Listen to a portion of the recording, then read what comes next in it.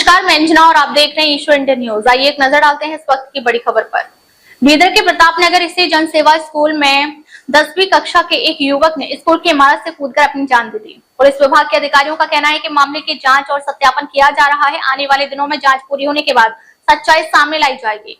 मृत युवक के परिजनों और रिश्तेदारों का कहना है कि पुलिस विभाग निष्पक्ष जांच कर मामले की पूरी सच्चाई जनता के सामने लाए। ಜನರಿಗೂ ಕೂಡ ಅವರು ಬೈದಿನ ಉದಾಹರಣೆಗಳಿವೆ. ಪೇರೆಂಟ್ಸ್ಗಳು ಅನೇಕ ಕಂಪ್ಲೇಂಟ್ಸ್ ನಮ್ಮಲ್ಲಿ ಬಂದು ಕಂಪ್ಲೇಂಟ್ಸ್ ಕೂಡ ಮಾಡ್ತಾರೆ ಪೇರೆಂಟ್ಸ್ಗಳು. ಆದರೂ ಶಿಕ್ಷಣ ಅದಮ್ಮ ಹೋಗಲಿ, ಏನಾದರೂ ಮಾಡ್ರಿ, ಶಿಕ್ಷಣ ಒಳ್ಳೇದು ಕಲೀರಿ. ಇಲ್ಲ ಅಣ್ಣ ಎವ್ರಿ ಡೇ ಏನಾರ ಏನು ಹೊಡೆಯೋದು ಟಾರ್ಚರ್ ಮಾಡೋದು ಮಾಡ್ತಾರೆ. ಅಂದ್ರೆ ಇವತ್ತೆಲ್ಲ ನಾಳೆ ಸುಧಾರಣೆ ಆಯ್ತದನ್ನೋ ಅಂತಿದ್ದೀವಿ. ಇದು ಒಂದಲ್ಲ, ಇದು ಇವತ್ತರ ಪೂರ ಸತ್ತೇ ಹೋಗ್ಯದ ಕೋರ್ಸ್. ಅದಕ್ಕೆ ನಾವು ಡಿಮ್ಯಾಂಡ್ ಮಾಡ್ತಾ ಇದ್ದೀವಿ DDPI ಅವರಿಗೆ ಆ ಸ್ಕೂಲ್ ರದ್ದಾಗಬೇಕಂತ. ಆ ಸ್ಕೂಲ್ ರದ್ದಾಗಬೇಕು ಮತ್ತು ರೇವಣ ಸಿದ್ದಪ್ಪ ಜಲಾದಿ ಮೇಲೆ FR ಆಗಬೇಕು ಮತ್ತು ಏನು ಆಡಳಿತಾಧಿಕಾರಿ ಎಲ್ಲ ಭಾಗ್ಯ ಅವ್ರ ಮೇಲೆ ಕೂಡ FR ಆಗಬೇಕು. ರಾಹುಲ್ ಅಲ್ಲಿ PT ಅಧಿಕಾರಿ ಅಂತದಾರ, ಅಲ್ಲಿ ಪ್ರಿನ್ಸಿಪಲ್ ಅದನೋ PT ಅಧಿಕಾರಿ, ಅವ್ರು ಎವ್ರಿ ಡೇ ಟಾರ್ಚರ್.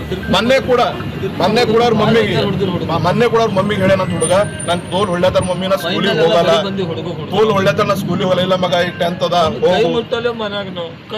ಅದ ಹೋಗು ಅಂತಂದ್ರ ನಡೀಲಿ ಮಗ, ಎಜುಕೇಶನ್ ಮಾಡತ್ತಾನ, ಹೊಡೆದ್ರು ಒಂದೆರಡು ಹೊಡೆದ್ರು ಹೊಡಿಲಿ, ಖರೆ ನನ್ನ ಮಗಳು ಬಟ್ ಈ ಮಟ್ಟದ ಟಾರ್ಚರ್ ಕೊಟ್ಟು ಸಹ್ಯಪ್ಲೆ ಮಾಡೋದು ಇದು ಬಹಳ ಗಲತ್ ಅದ.